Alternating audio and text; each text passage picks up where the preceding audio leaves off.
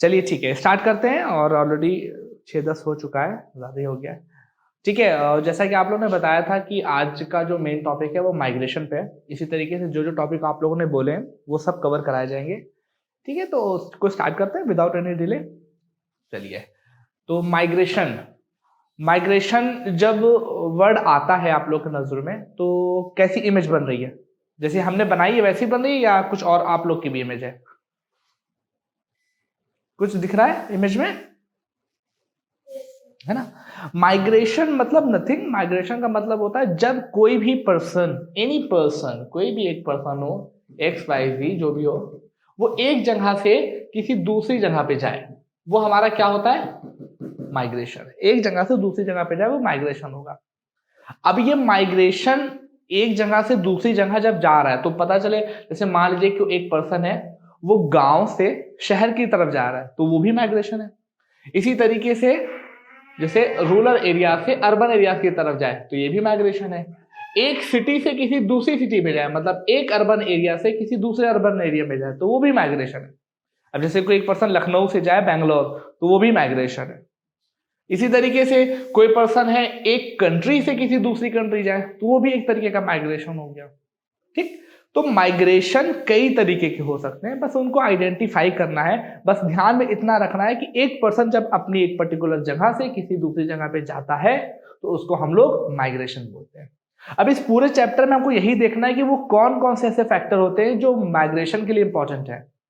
जैसे क्यों एक पर्सन अपनी जगह को छोड़ के किसी दूसरी जगह पे जा रहा है। ठीक, ये पर्सन, अब इसको डिफाइन करने के कुछ अलग अलग तरीके हैं, तो उन्हीं सब चीजों के बारे में आज हम पूरी बात करेंगे।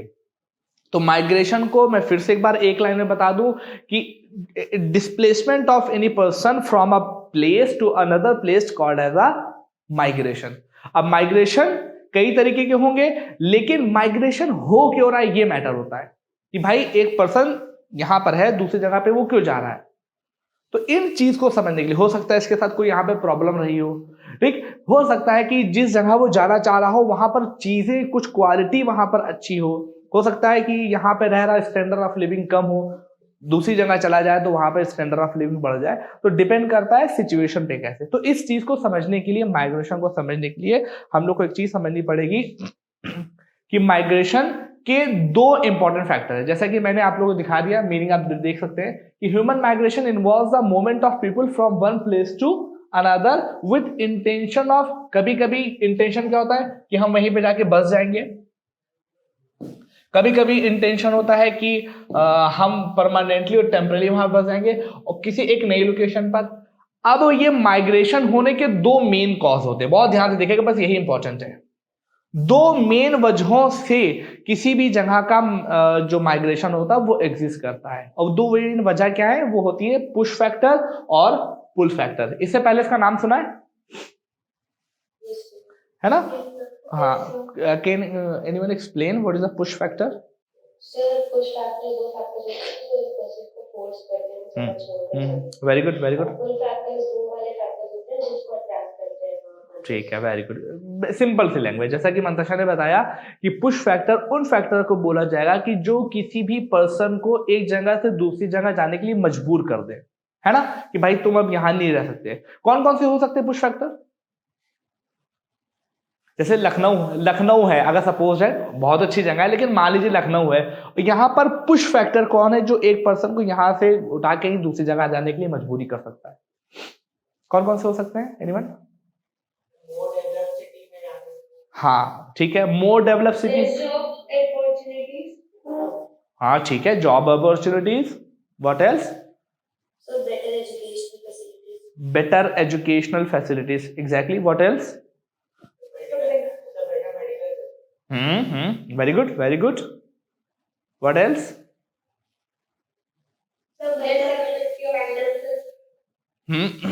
It may be a different causes, बहुत सारे कॉज हो सकते हैं। ठीक है, अब वो कॉज कौन कौन से हैं? जस्ट लीव, जो मैंने लिखे आप लोग को सब पता है, लेकिन बस ध्यान में एक बार देख लिए कि किसी भी रीजन में जो पुश फैक्टर हो सकते हैं, मैंने 5 लिखे हैं, आपके पास और भी बहुत से होंगे, तो आप सिचुएशन को देख के आप उस पर अंदाजा लगा सकते हो। जैसे पुश फैक्टर में सबसे इंपॉर्टेंट है लो प्रोडक्टिविटी। लो प्रोडक्टिविटी, क्या कारण हो सकता है किसी भी लोकेशन में पुश फैक्टर का? लो प्रोडक्ट या कैसे?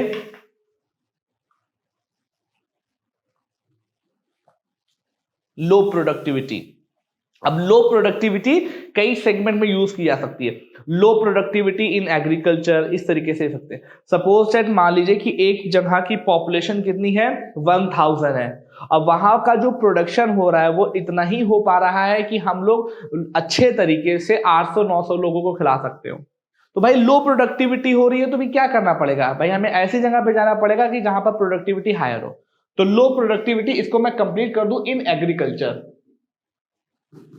कहीं ना कहीं एक कॉज बन सकता है हमारे उस चीज का।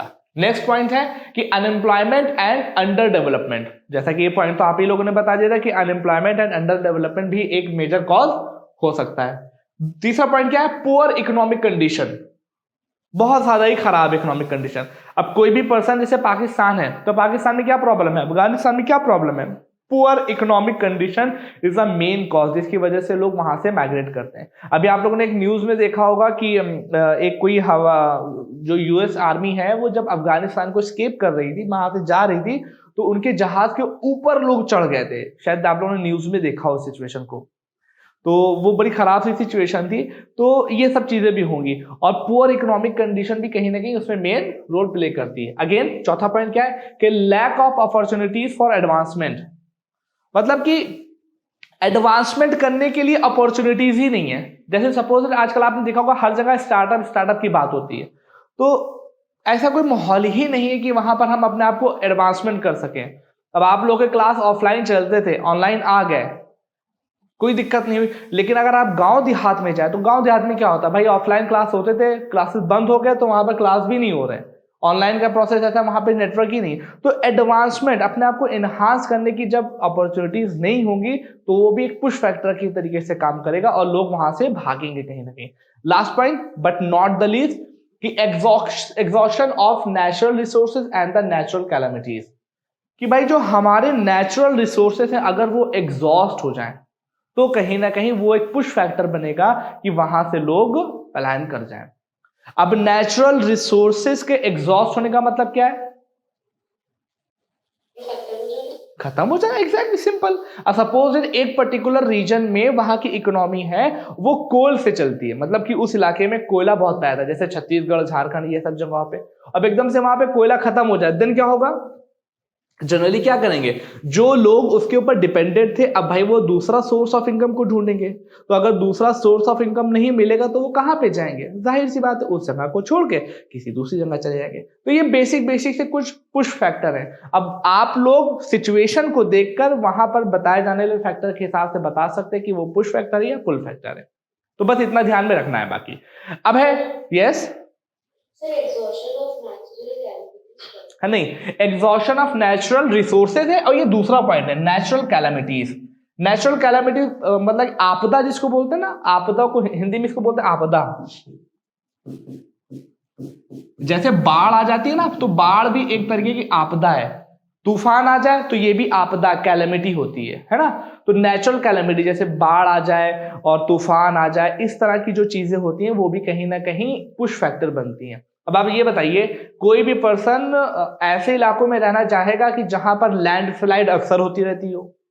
कोई भी पर्सन ऐसी जगह पे रहना चाहेगा जहां पर क्या नाम है, अर्थक्वेक अक्सर आते रहते हो? No one.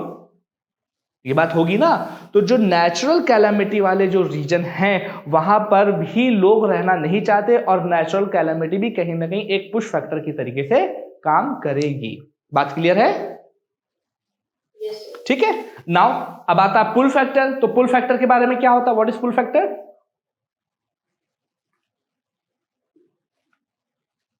पुल फैक्टर क्या होते हैं, what is pull factor?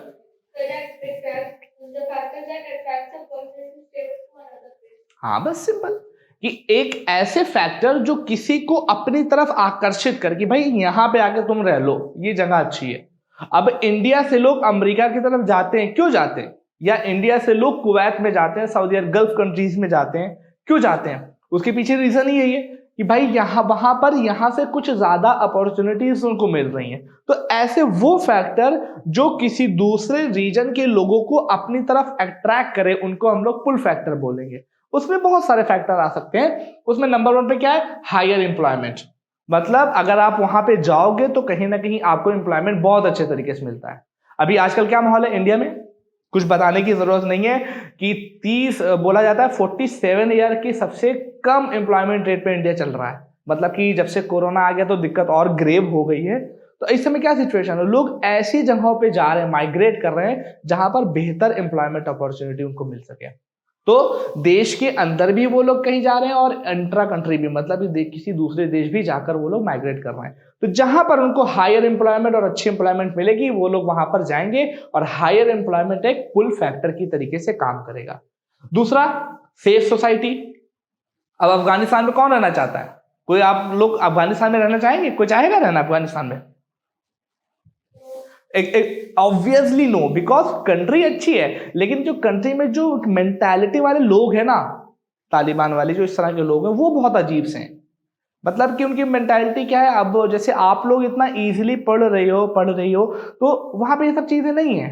Girls को एकदम, मतलब कि आई कैंट एक्सप्लेन कि किस नजरों से देखा जाता है उनको। मतलब कि सोचते हैं कि गर्ल्स का मतलब है वो सिर्फ घर में रहें, कुछ भी ना करे, घर में खाना बनाए, ये सब चीजें करें। तो जब वहां की सोसाइटी ही नहीं अच्छी है, अगर किसी ने कोई कुछ कह दिया तो उनके पास बंदूक लिए खड़े हुए भाई साहब।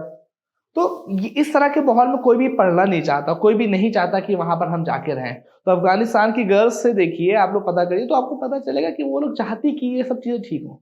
तो सेफ सोसाइटी, ऐसी सोसाइटी जहां पर लोग अपने आप को सेफ फील करें, वो कहीं ना कहीं ऐसी सोसाइटी कहीं पर भी होगी तो वो एक पुल फैक्टर की तरीके से काम करती है।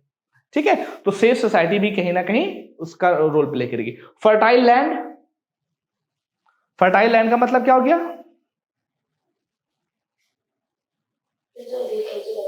हाँ, जहां पर एग्री मतलब कि उपजाऊ जमीन जो होगी, जहां पर एग्रीकल्चर अच्छी हो सके, वो भी कहीं ना कहीं पुल फैक्टर की तरीके से काम करेगा। क्लाइमेट जहां का अच्छा हो, है ना। अब क्यों नॉर्थ पोल और साउथ पोल में लोग क्यों नहीं रहते ज्यादा? क्योंकि वहां पर एक ही तरह, भाई ठंडी ही पड़ी जा रही, भाई कितनी ठंडी पड़ो, भाई कम हो जाओ। ट्रिप अभी यहाँ 3-4 दिन थोड़ी सी ठंडी हो गई, हालत खराब हो गई हम सबकी। तो भाई इतनी ठंडी पड़ रही है तो वहां पे कौन रहेगा? तो अगर वहां का क्लाइमेट अच्छा होगा तो वो एक पुल फैक्टर की तरीके से काम करेगा। और पांचवा, last but not the least, political stability. क्या आपको लगता है ये पुल फैक्टर की तरीके से काम करेगा?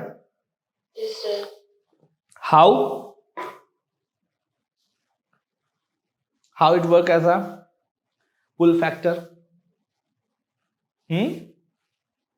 पॉलिटिकल स्टेबिलिटी का मतलब भाई ये चीजें हो कि तुरंत सरकार गिर नहीं जाती। सपोज दैट कोई एक ऐसी कंट्री हो कि जहां पर आज किसी पर्टिकुलर पार्टी की सरकार है और पता चला कल खत्म हो गई। जैसा कि अभी आपने देखा होगा, अगेन अफगानिस्तान का एग्जाम्पल है। मैं किसी पर्टिकुलर कंट्री को नहीं कर रहा हूं, लेकिन वहां की सिचुएशन के हिसाब से एग्जाम्पल लेने पड़ रहा है कि अफगानिस्तान में क्या हुआ। अशरफ गनी साहब की सरकार थी, अब उनकी सरकार थी, एकदम से कुछ लोग आए और उन्होंने इसके ऊपर कूप कर दिया, और कूप करने के बाद उनको दिया हटा।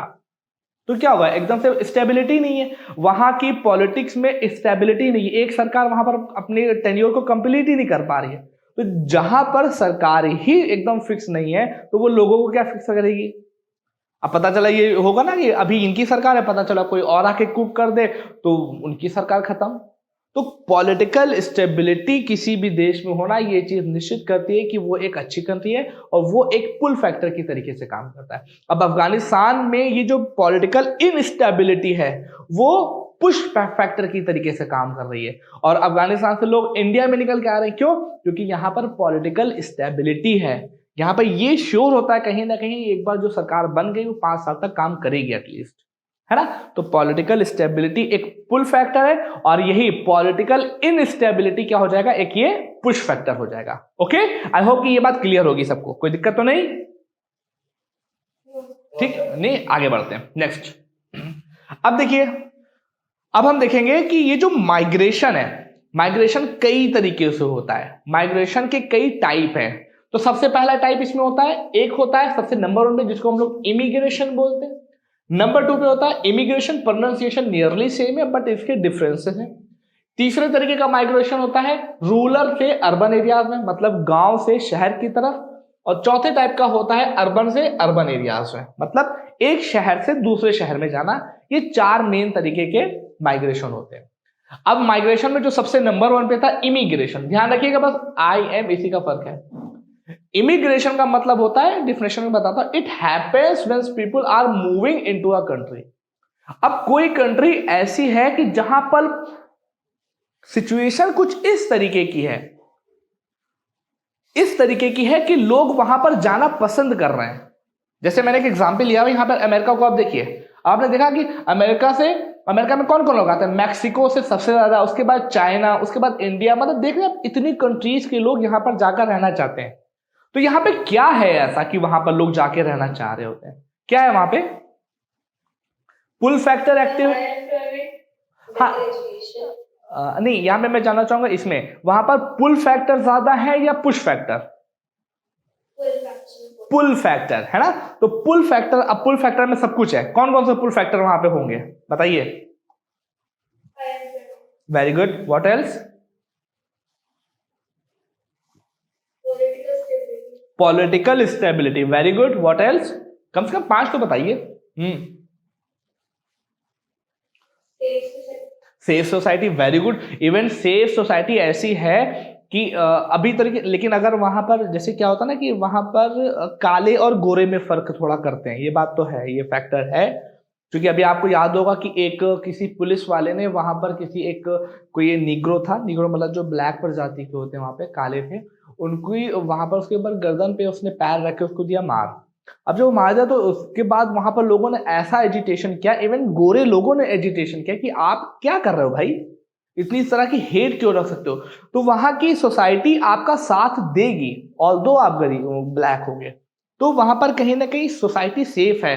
अगर बाय डिफॉल्ट गलती से वहां पर कोई ऐसी गलत सिचुएशन हो जाए तो सब लोग उसका अपोज करते कि नहीं, जो चीज गलत है वो चीज गलत है, हम उसमें इंटरफेरेंस नहीं कर सकते। तो सेफ सोसाइटी भी कहीं ना कहीं वहां पर पुल फैक्टर है। और क्या पुल फैक्टर हो सकते हैं?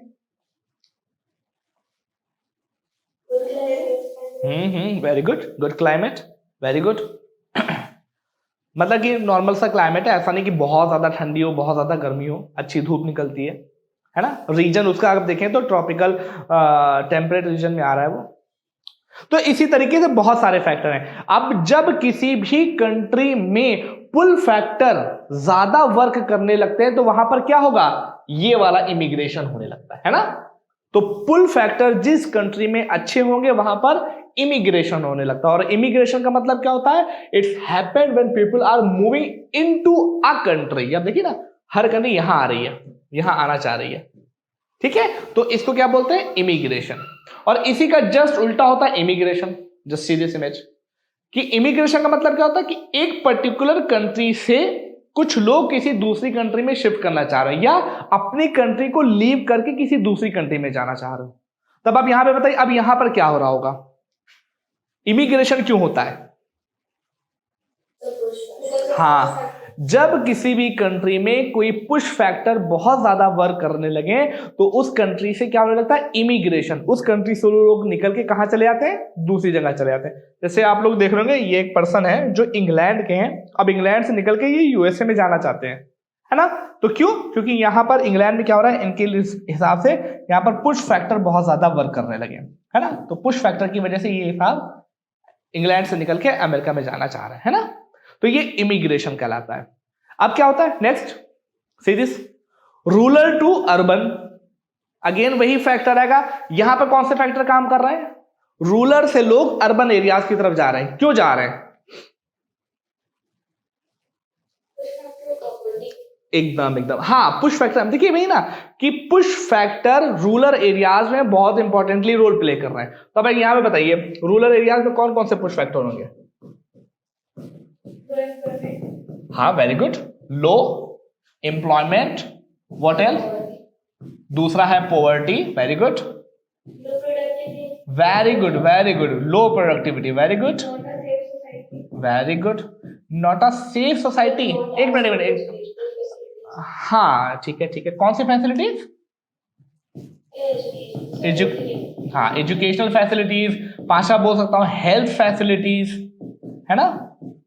लैक ऑफ मतलब कि लैक ऑफ हेल्थ फैसिलिटीज। इस तरीके से there are plenty of point on which you can explain कि why there is a migration is taking place between the rural and urban areas, है ना।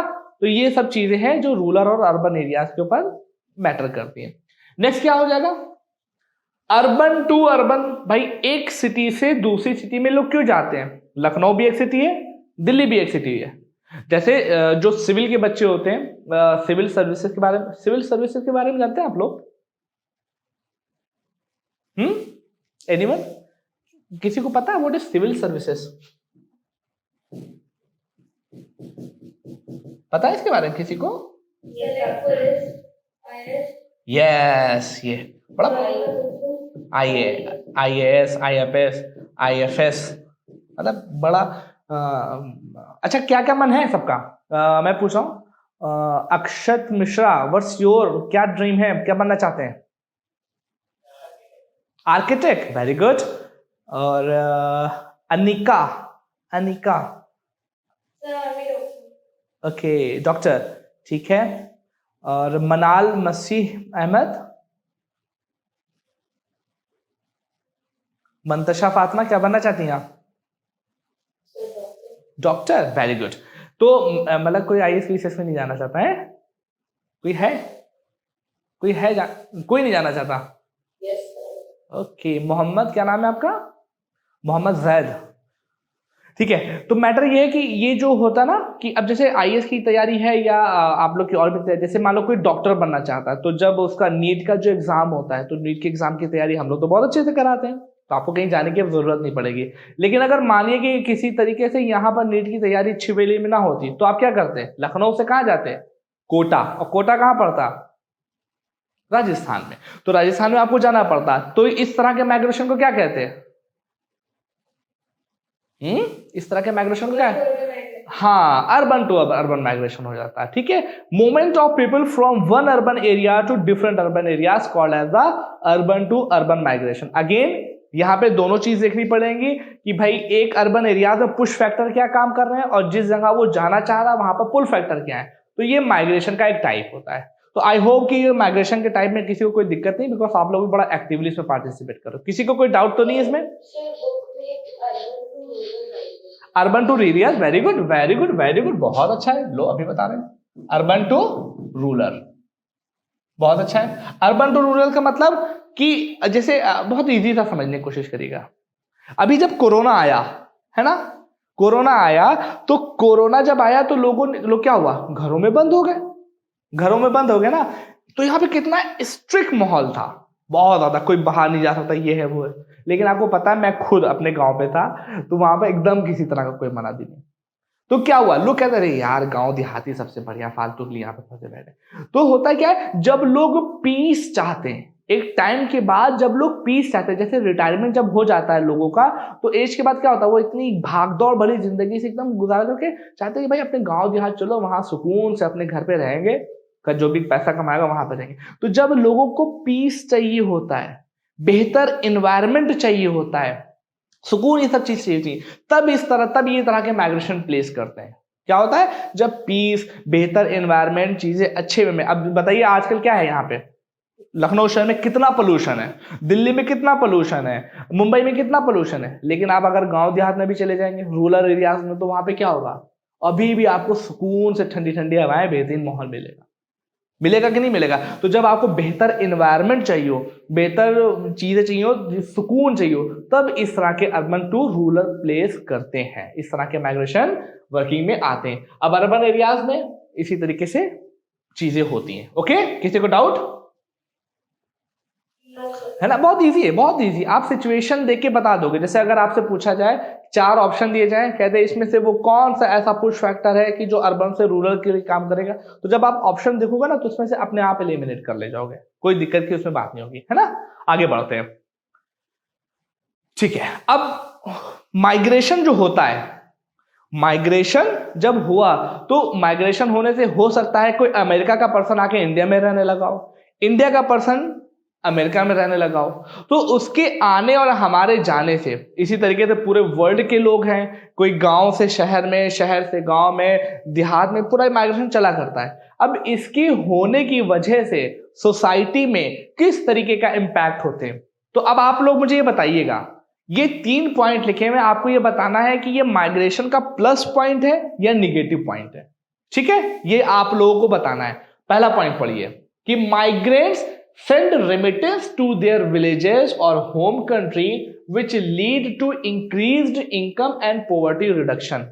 ये माइग्रेशन का प्लस पॉइंट है। ठीक है, यहाँ पर रेमिटेंस का मतलब समझ रहे क्या है, व्हाट इज रेमिटेंस? हाँ, वेरी गुड। तो ये इसका प्लस पॉइंट है। अब सेकेंड पॉइंट पे आते हैं, ये हम क्या है, मेरा प्लस पॉइंट है, प्लस पॉइंट है।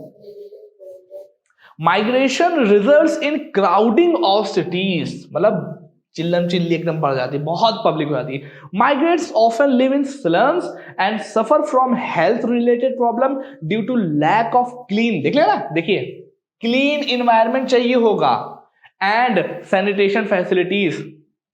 क्लीन इन्वायरमेंट नहीं है, सैनिटेशन फैसिलिटीज नहीं होती है, लोगों को अक्सर स्लम में रहना पड़ता है, झुग्गी झोपड़ी जो होती है ना, उन जगहों पे रहना पड़ता है। दुनिया की सबसे बड़ी झुग्गी झोपड़ी हमारे क्या मुंबई में ही है, दुनिया की सबसे बड़ी झुग्गी झोपड़ी है। स्लम जो है, जहां पर स्लम डॉग मिलियनेयर मूवी बनी है, वो इसी पर्पस पे बनी थी, इसी स्लम स्लम को देख के। तो दुनिया की जो सबसे बड़ी झुग्गी झोपड़ी है वो इंडिया में ही है, और माइग्रेशन की वजह से वो बहुत ज्यादा डेवलप हुई। लोग स्लम में रहने के लिए, बहुत खराब हालात में रहने के लिए तैयार होते हैं। तो कहीं ना कहीं ये माइग्रेशन का क्या है, निगेटिव पॉइंट है। And what about the third point?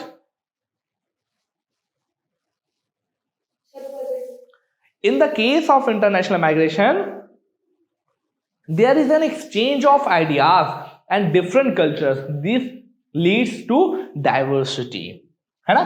तो ये पॉजिटिव पॉइंट है। तो ये कुछ सोसाइटी पे इंपैक्ट होंगे, पॉजिटिव भी होंगे, इंपैक्ट भी होंगे, है ना? तो ये सब चीजें हैं। अब नेक्स्ट कॉन्सेप्ट देखते हैं, 2 मोस्ट इंपॉर्टेंट कॉन्सेप्ट। कितने लोग जानते हैं इसके बारे में? Brain drain. How many of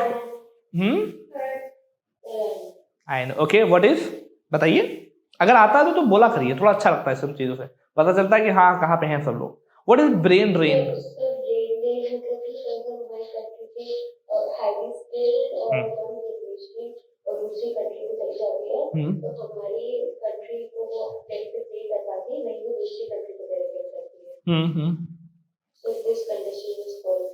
brain drain मतलब कि ब्रेन जो है वो कहीं और ड्रेन हुआ जा रहा है ना?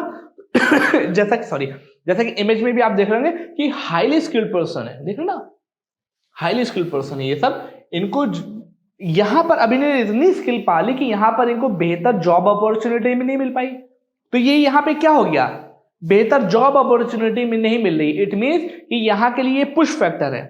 अब इन्होंने पूरे वर्ल्ड में देखा तो कहीं पर इनको बहुत बेहतर पुल फैक्टर दिखाई दिया, मतलब जॉब अपॉर्चुनिटी। तो इन्होंने तुरंत यहां से कहा भाई मेरी स्किल है, मैं कहीं और जाकर रहूंगा। तो ये क्या है, ये इंडिया ही की तो संपदा है, ये इंडिया ही की तो एसेट है। अब ये बाहर चले गए तो इसी पूरे फिनोमेना को कि जब एक skillful person, highly skilled person अपने कंट्री में ना रह के किसी दूसरे कंट्री में जाके सेटल हो जाते हैं, तो इस सिचुएशन को ब्रेन ड्रेन कहते हैं। और कहीं ना कहीं ये एक निगेटिव सिचुएशन है। इंडिया का जो स्किल है वो कहीं और जाके रह रहा है। अब सुंदर पिचाई अगर इंडिया में रह रहे होते तो भाई कौन होता, भाई सुंदर पिचाई कौन है? सुंदर पिचाई कौन है? कोई सुंदर पिचाई? हाँ है कौन? बाय डिसेंट इंडियन, है ना। सत्य नडेला इंडियन। इसी तरीके से जो ट्विटर के भी सीईओ बने वो भी इंडियन है। तो मैं कहने का मतलब ये है कि अगर इंडिया में उस तरीके की पुल फैक्टर्स होते या उस तरह की सिचुएशन होती तो वो इंडिया में रहते, तो वो इंडिया के लिए बेनिफिट करते। तो this situation is called as a brain drain. आगे देखते क्या है, क्या क्या ब्रेन ड्रेन के कॉजेस हो सकते हैं। अब देखिए there are plenty of causes, देख लो ना, बहुत सारे कॉजेस हैं। सबसे पहले क्या कॉज है, सब स्टैंड पुश फैक्टर। अगेन जैसे कि हम लोग माइग्रेशन के पुश फैक्टर और पुल फैक्टर देख रहे थे, इसी तरीके से ब्रेन ड्रेन के भी पुश फैक्टर और पुल फैक्टर होंगे। अब पुश फैक्टर मतलब अपनी जगह से भगाएंगे भाई, ये वजह है, इस वजह से तुम इस जगह को छोड़ के कहीं दूसरी जगह जाओ। कौन कौन सी वजह है? सब स्टैंडर्ड लिविंग कंडीशन, रहने की जो कंडीशन है, लिविंग कंडीशन है, वो सब स्टैंडर्ड की, हायर लेवल की नहीं है ना, अच्छे लेवल की नहीं। इस वजह से लोग यहां से छोड़ के दूसरी जगह रह रहे हैं। दूसरा point, under utilization of skill and semi skill person. भाई वो पीएचडी करे हुए, लेकिन हमें भाई पीएचडी की जरूरत ही नहीं हो रही है, तो उसकी पीएचडी क्या गई, खराब हो गई। तो अंडर यूटिलाइजेशन उनका मतलब उसको यूटिलाइज ही नहीं किया जा रहा स्किल पर्सन को, तो भाई वो क्या करेंगे, अपनी स्किल को कहीं तो यूज करेंगे ना, चले जाएंगे कहीं और। क्या होगा, brain drain. Lack of adequate working condition, working condition ही उनके पास एडिक्वेट फॉर्म में नहीं है, मतलब उनके पास काम करने के लिए कुछ है ही नहीं। भाई कहां पे वो काम करें, किस जगह पे काम करें, किस सिचुएशन में काम करें। हाई स्किल, भाई पीएचडी करे हुए और उनको यहाँ पे इंटर तक के लिए जॉब है, तो भाई वो क्या करेंगे, यहाँ पे थोड़ी ना रहेंगे, अपना माथा थोड़ी ना खपाएंगे भाई, तो वो चले जाएंगे। क्या हो जाएगा, brain drain. Low wages, salary बहुत कम मिल रही है, कहां जाएंगे, जहां सैलरी अच्छी मिल जाए। Discrimination in recruitment and promotion, क्या लगता है ये सही पॉइंट है।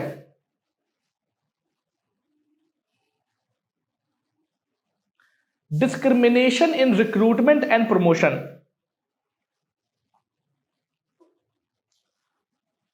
क्या ये पुश फैक्टर है कि नहीं है, कैसे।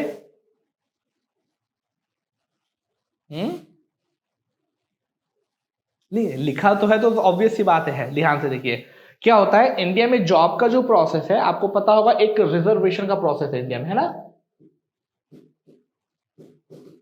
ना, रिजर्वेशन का प्रोसेस पता है, आरक्षण जिसको बोलते हैं, पता है ना। जैसे कई कम्युनिटी है जिनको दिया जाता है, जैसे SC ST OBC, जनरल में भी दिया जाता है EWS वालों को।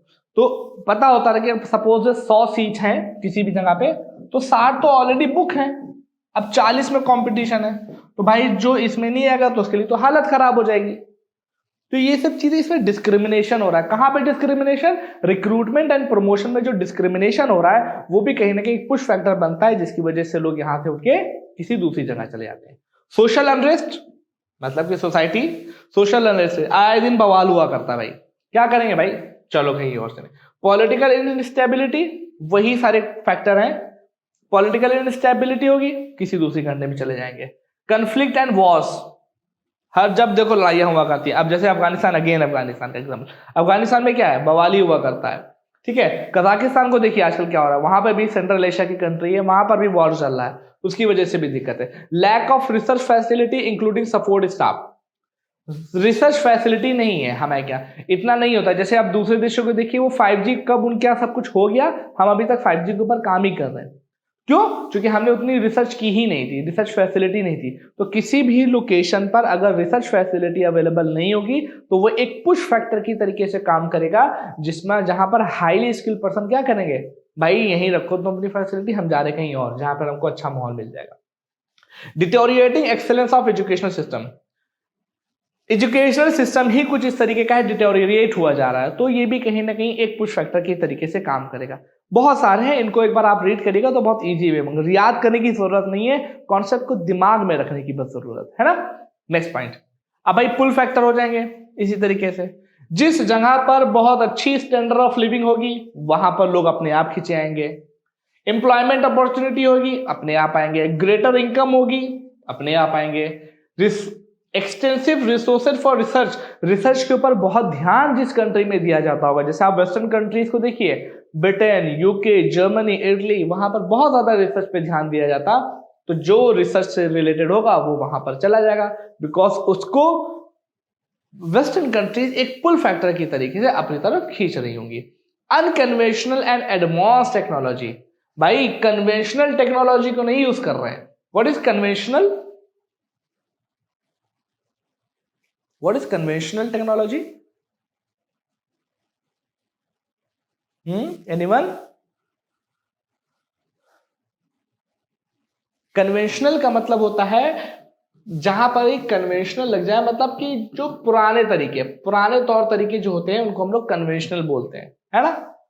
तो जैसे अभी कई जगह बुलेट ट्रेन चल चुकी है, हमारे यहाँ अभी भी ट्रेन नॉर्मली स्पीड में चल रही है, कहीं पे ट्रेन बहुत कई 100 किलोमीटर की स्पीड से चल रही है, यहाँ पर अभी भी ट्रेन थोड़ी धीरे धीरे स्पीड से चल रही है। तो कन्वेंशनल वे नहीं, अनकन्वेंशनल एंड एडवांस टेक्नोलॉजी का जहां पे यूज होगा लोग वहां की तरफ अट्रैक्ट होंगे।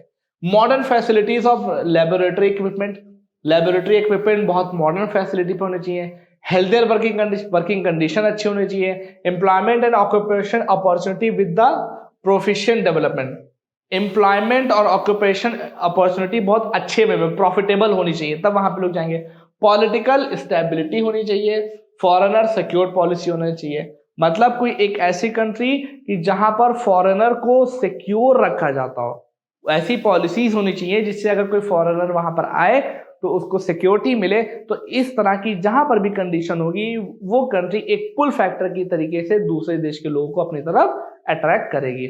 इसी तरीके से appreciation and reward on governmental level, मतलब कि अगर कोई भी काम, कोई भी पर्सन किसी एक कंट्री में कोई अच्छा काम करता है तो उसको गवर्नमेंट के तरीके से अप्रिसिएशन किया जाएगा, उसको प्रोत्साहित किया जाएगा और साथ ही साथ उसको रिवॉर्ड्स भी दिए जाएंगे ताकि वो और अच्छे काम करने के लिए रेगुलर बेसिस पे एफर्ट करता रहे। तो ये कुछ पुल फैक्टर है जो किसी भी कंट्री के लिए ब्रेन ड्रेन के कॉज में आ सकता है। ठीक है, तो ये ब्रेन ड्रेन के कुछ कॉन्सेप्ट है। नेक्स्ट, अब ब्रेन ड्रेन के कुछ फायदे और नुकसान हमको देखने हैं, है ना। ब्रेन ड्रेन के कुछ फायदे और नुकसान को देखना है। तो आप लोगों के हिसाब से ब्रेन ड्रेन अच्छा है या बुरा? दोनों ही हैं, तो एक एक करके बताते। चलिए पहले आप पॉजिटिव बताइए, क्या फायदे हो सकते हैं ब्रेन ड्रेन के? ब्रेन ड्रेन के पॉजिटिव पॉइंट क्या होंगे? What will be the positive of brain drain?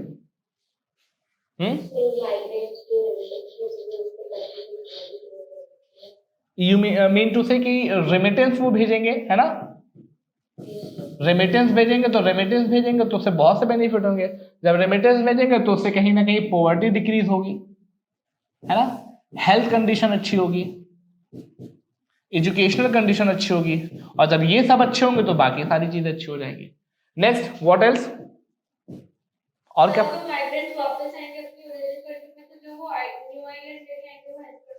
Very good, very good. It means कि वो उसके वहां के कल्चर एंड वहां की एडवांस स्किल को यहाँ के वापस लेके आएंगे तो यहाँ पर बहुत बेनिफिट होगा। जैसे एक मूवी आप लोगों ने देखी होगी, स्वदेश, देखी है? स्वदेश मूवी देखी किसी ने? नहीं देखी? बहुत अच्छी मूवी है, मैं प्रिस्क्राइब करूंगा कि आप लोग जरूर देखो। स्वदेश मूवी शाहरुख खान की है। उसमें हुआ क्या है कि वो पर्सन बहुत ही हाईली स्किल्ड पर्सन है और ब्रेन ड्रेन हुआ है। जरूर देखिएगा इस मूवी को, जरूर देखिएगा। स्वदेश में शाहरुख खान है, बहुत ही अच्छी मूवी। वो किसी गांव में उसका कुछ माहौल होता है और वो पढ़ाई करके अमेरिका चला जाता है, वहां नासा में जॉब कर रहा होता है। नासा में जॉब करता है, तो नासा में जॉब करने के बाद एक किसी काम की वजह से अपने घर पे आता है, गांव में अपने इंडिया में आता है। इंडिया में आने के बाद जब वो देखता है भाई इतनी खराब कंडीशन है, मतलब गांव देहात में कहाँ लाइट होती है, कहाँ पे कुछ होता है, कहाँ पे कुछ होता है, तो उस सिचुएशन को देख के वो एकदम बहुत इमोशनल हो जाता है और फिर वापस अमेरिका तो जाता है लेकिन वहां पे आपकी रुक नहीं पाता, फिर वापस आके इंडिया में फिर वापस आता है और इंडिया की इसरो में रह के बहुत अच्छे तरीके से काम करता है। तो क्या हुआ? ये क्या हुआ? ये फायदा ही तो हुआ, ब्रेन ड्रेन का फायदा ही तो हुआ। अगर उसका ब्रेन ड्रेन ना हुआ होता तो क्या वो टेक्नोलॉजी यहाँ पे लेके आ पाता? अगर टेक्नोलॉजी नहीं लेके आ पाता तो क्या उस गांव का उत्थान हो पाता? तो कहीं ना कहीं ब्रेन ड्रेन की वजह से यहाँ का जो लोकल सिस्टम है, जो अपना पर्टिकुलर कंट्री है, उसमें कहीं ना कहीं नई स्किल आएंगी, नई टेक्नोलॉजी आएगी, नए अचीवमेंट्स आएंगी, तो बेनिफिट होंगे, है ना। इसी तरीके से निगेटिव क्या होगा? निगेटिव पॉइंट बताइए एक दो। What will be the negative point? What will be the negative point? Sir, all the educated people go then who will work in the origin? Exactly. Who will do the work in the origin country? भाई जाहिर सी बात है, तो man power की lack हो जाएगी। What else? Sir, हमारी country ने माइग्रेंट्स को दूसरे प्रोफेशनल बनाने के लिए जो मनी स्पेंड किया है वो दूसरी कंट्री को Very good. Two amazing points. And what else? कुछ और एक दो पॉइंट और निगेटिव पॉइंट सोच के बताइए, सोचिए, कोई दिक्कत नहीं, आराम से सोचने पे ही चीजें होती हैं अच्छी। कंट्री का डेवलपमेंट लेस होगा। हाँ, माइट भी, एकदम एकदम। देखिए ये पॉसिबिलिटीज हैं कि ऐसा हो सकता है, नहीं भी हो सकता है ना, पॉसिबिलिटीज है, लेकिन ऐसा हो सकता है कि यहाँ का डेवलपमेंट कहीं ना कहीं दिक्कत में आ जाए, है ना। तो ये सब चीजें पॉसिबिलिटीज में आती हैं। बस इन्हीं फैक्टर्स को कुछ लिखा हुआ है, ध्यान से देख लीजिएगा। नेगेटिव इंपैक्ट क्या होंगे कि हाई क्वालिटी मैन पावर की कमी हो जाएगी, जैसा कि आप ही लोगों ने सारे पॉइंट बताए। लॉस ऑफ हेल्थ सर्विसेज, भाई जब हाई क्वालिटी मैन पावर चले गया तो हाई क्वालिटी मैन पावर में क्या होगा, अच्छे अच्छे डॉक्टर, अच्छे अच्छे इंजीनियर, अच्छे अच्छे आर्किटेक्ट, तो जब चले जाएंगे तो भाई हेल्थ सर्विस को कौन देखेगा, प्रॉब्लम आ जाएगी। Huge loss of foreign exchange, ये बहुत इंपॉर्टेंट पॉइंट है, ये पॉइंट समझ में आया, huge loss of foreign exchange.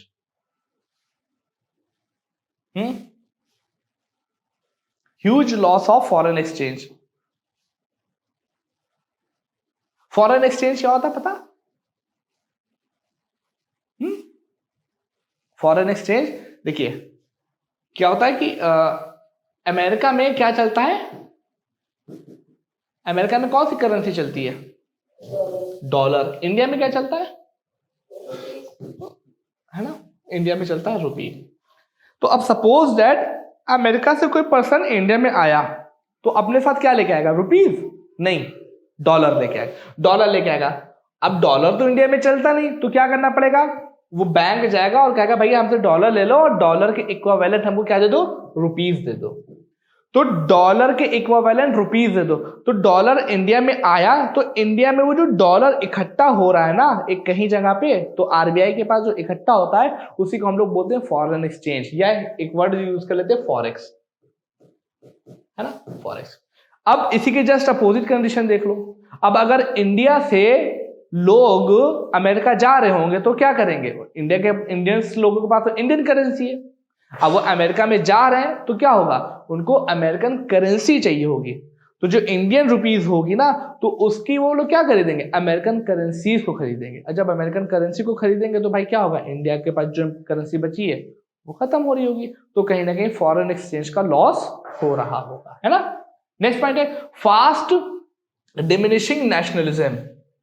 भाई अब आप स्वदेश मूवी जरूर देखेगा, इसी स्वदेश मूवी के जरिए से आपको पता चलेगा कि कहीं ना कहीं नेशनलिज्म डिमिनिश भी होने लगता है।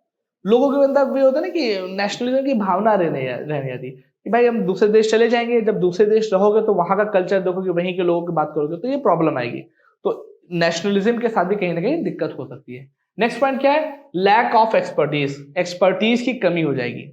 जाहिर सी बात है कि जब सारे डॉक्टर, इंजीनियर, आर्किटेक्ट सब कुछ बाहर चले जाएंगे तो यहाँ पर कौन रहेगा, तो एक्सपर्टीज की कमी हो जाएगी। लेकिन साथ ही साथ इससे कुछ पॉजिटिव पॉइंट भी है कि भाई ये लोग वहां जाएंगे तो वहां से रेमिटेंस भेजेंगे, पैसा भेजेंगे, तो अब जब पैसा भेजेंगे तो पैसे भेजेंगे तो कहाँ पे लगेगा, एजुकेशन में लगेगा, एजुकेशन में लगेगा तो एजुकेशन की क्वालिटी कहीं ना कहीं इंप्रूव होगी, और एजुकेशन की क्वालिटी इंप्रूव होगी, इसी के साथ लोगों में एक ये बात भी बढ़ेगी कि अगर हम भी आगे कहीं किसी दूसरे देश में जॉब करना चाहते हो किसी हायर दूसरी देश में जॉब करना चाहते हो तो एजुकेशन उसी लेवल की चाहिए होगी ना, तो होगा क्या कि लोगों में दूसरे देशों में जाकर रहने के लिए वहां के एग्जाम क्वालिफाई करने के लिए कंपटीशन टाइप की चीजें बढ़ेगी कि हम भी पढ़ाई अच्छी से अच्छी करें ताकि जाके दूसरे देश में हम लोग जॉब अप कर सके, तो इससे कहीं ना कहीं कॉम्पिटिटिवनेस बढ़ेगी, है ना, और इनके द्वारा जो पैसा भेजा गया होगा तो उससे कहीं ना कहीं पॉवर्टी भी इंक्रीज होगी। तो ऐसे बहुत से पॉजिटिव इंपैक्ट भी आपको देखने को मिलेंगे ब्रेन ड्रेन के।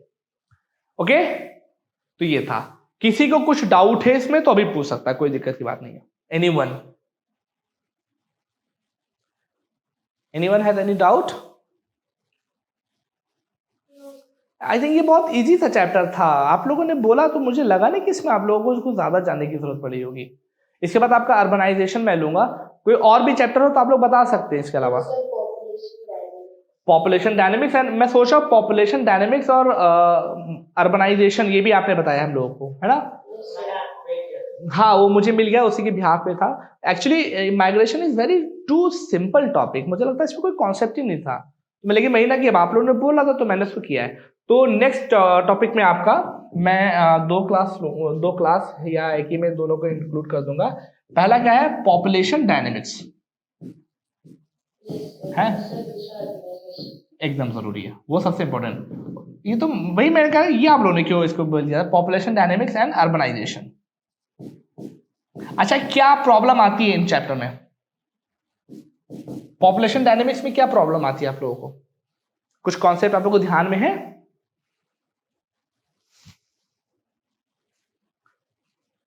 तो अगेन जैसे मुझे किसी ने नोट्स भेजे थे, लेकिन वो पर्टिकुलर किसी कॉलेज के थे। मैं चाहता हूं कि आप क्या अभी बुक कौन सी चलती है इस क्लास में? आप अराउंड द वर्ल्ड, तो अराउंड द वर्ल्ड में अभी मतलब कि जैसे ही क्लास छूटेगा, अगर आपकी दूसरी क्लास नहीं है तो तुरंत की तुरंत आपको इन दोनों चैप्टर्स की इमेजेस खींच के मुझे भेजनी है, ताकि मैं एक एक, है ना, एकदम मतलब कोई इफ एंड बट नहीं होना चाहिए, एकदम भेजनी है विदाउट एनी डिले।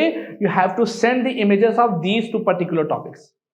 मतलब कि अगर नहीं करेंगे तो प्रॉब्लम होगी, नुकसान होगा, तो फिर वो अलग तरीके से पढ़ता है। तो ये दोनों चैप्टर की जल्दी से कर दिया। अगर मुझे वक्त मिलेगा तो मैं इस वीक के बीच में ही कहीं पे आप लोगों का क्लास ले लूंगा, ठीक है, ताकि आप लोग का ये दोनों टॉपिक एक ही दिन में कंप्लीट कराऊंगा, तो थोड़ा सा मजबूत हो गया आइएगा। पॉपुलेशन डायनेमिक्स और अर्बनाइजेशन एक ही क्लास में मैं आपकी कंप्लीट कराऊंगा, ठीक है। कोशिश पूरी रहेगी, मैं वादा नहीं करता कि एक ही में करा दूंगा, लेकिन कोशिश पूरी रहेगी। लेकिन इमेज मुझे अभी ही आप दे देगा, जितनी जल्दी देंगे उतना आप लोगों के लिए बेनिफिट हो जाएगा। Okay, sorry come again. India climate को पढ़ना है? हाँ बताइए, ठीक है, इंडिया क्लाइमेट भी हो जाएगा। इंडिया क्लाइमेट एंड एशिया, तो एक काम करेंगे, एशिया क्लाइमेट से स्टार्ट करेंगे, इंडिया पे लाके खत्म कर देंगे, है ना। ये बहुत ही, क्योंकि एक क्या होगा ना कि वर्ल्ड मैप में पहले हम एशिया की कॉन्फ़िगरेशन को देखेंगे, तो एशिया क्लाइमेट थोड़ा सा देख लेंगे, क्योंकि वो आप अगेन इसका भी इमेज आपको मुझे देना है। एशिया के क्लाइमेट को देखेंगे, फिर कंसंट्रेशन हमारा किस पे हो जाएगा, इंडिया के क्लाइमेट पे, बिकॉज क्वेश्चन आपके मेनली क्वेश्चन वहीं से बनेंगे, है ना। तो ये तीन तो मेजर टॉपिक हैं, लेकिन इसकी इमेजेस मुझे आज की डेट में ही चाहिए। Before after leaving this class you have to send the images of this particular topics, जितनी जल्दी हो सके भेज दीजिएगा। और इसके अलावा वो टॉपिक जो आप लोगों को चाहिए वो भी बताते रहिएगा, मैं हर क्लास में आपसे पूछता रहूंगा, बिकॉज आपके अकॉर्डिंग ही चलेंगे तो वो बेनिफिशियल रहेगा। ओके, ठीक है, तो दिस इज फॉर टुडे। बाकी कोई क्वेश्चन हो तो पूछ ले, तो फिर आज बाइंड अप करते हैं। Any question? ओके, हाँ बताइए बताइए। यस संतोष।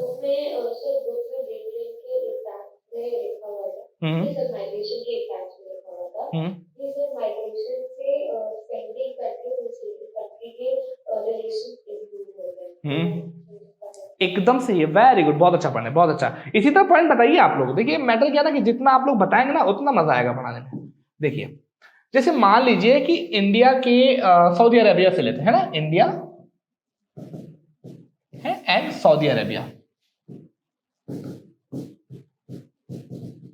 अब इंडिया के बहुत से लोग सऊदी अरेबिया में जाके रहते हैं, है ना, तो सऊदी अरब में जाके रहते हैं। अब सऊदी अरेबिया में जाके रह के क्या करते हैं वहां पे, अलग अलग लोग अलग अलग डिफरेंट तरह के ऑक्यूपेशन करते हैं। तो अब जैसे इंडिया से डॉक्टर भी होते हैं, डॉक्टर भी जाते हैं, इंजीनियर भी जाते हैं, है ना, और डिफरेंट नॉर्मल लेबर वर्क भी जाता है, लेबर वर्कर भी जाते हैं, लेबर वर्कर भी जाते हैं। अब ध्यान से देखिएगा, होता क्या है कि सऊदी अरब में अभी भी इतनी ज्यादा एजुकेशन पे फोकस नहीं किया जाता। पैसा बहुत है जस्ट बिकॉज ऑफ ऑयल, लेकिन इतना एजुकेशन पे अभी वहां पे फोकस नहीं किया जाता जितना इंडिया में या यूएसए चाइना में किया जाता। तो वहां पर अच्छे डॉक्टरों की कमी है, अच्छे इंजीनियर्स की कमी है, लेबर की कमी है। तो ये कमी कौन पूरी करता है? इंडिया उनकी पूरी कर देता है। अब मान लीजिए कि किसी सिचुएशन की वजह से दोनों में कुछ दिक्कत आए, तो होगा क्या कि ये डॉक्टर वापस आ जाएंगे, इंजीनियर वापस आ जाएंगे, ये लेबर वापस आ जाएंगे। तो लेबर ये सब वापस आ जाएंगे, तो यहाँ पे काम कौन करेगा? दिक्कत हो जाएगी। तो ऐसी सिचुएशन ना आए, इसी वजह से जो इंडिया और सऊदी अरेबिया इस तरह की जो countries receiving end sending countries होती हैं, वो आपस में कुछ ऐसे रिलेशन बनाती हैं कि उनके रिलेशन हमेशा अच्छे चलते रहे। और रिलेशन क्यों अच्छे बनाने जा रही है? बिकॉज इसी माइग्रेशन की वजह से। तो माइग्रेशन की वजह से हम लोगों की भी रिलेशन भी अच्छे होते हैं। और दूसरा पॉइंट, हमने तो सिर्फ सऊदी अरेबिया का पॉइंट बताया, दूसरा क्या है कि हमारे लोग वहां जाते हैं, इससे सऊदी अरेबिया को फायदा है, और सऊदी अरेबिया का जो तेल हम यूज करते हैं तो उससे हम लोगों को फायदा है। तो हमारा माइग्रेशन हमने क्या दिया सऊदी अरेबिया को? ये लोग दिए, ब्रेन ड्रेन दिया हमने माइग्रेंट उनको दिए, और उसके रेसिप्रोकल में वो हमको क्या दे रहे हैं? तेल। रेसिप्रोकल में वो हमसे पैसे लेते हैं, लेकिन हमारे रिलेशन उनसे जो अच्छे हैं ना, वो कहीं ना कहीं इन सब चीजों की वजह से। तो माइग्रेशन की वजह से सेंडिंग और रिसीविंग कंट्रीज में कहीं ना कहीं रिलेशन अच्छे हो जाते हैं। होप सो कि क्लियर होगा, Yes, sir. है ना? What else? कुछ और क्वेश्चन किसी को? एनीवन? आई थिंक किसी को नहीं है ना?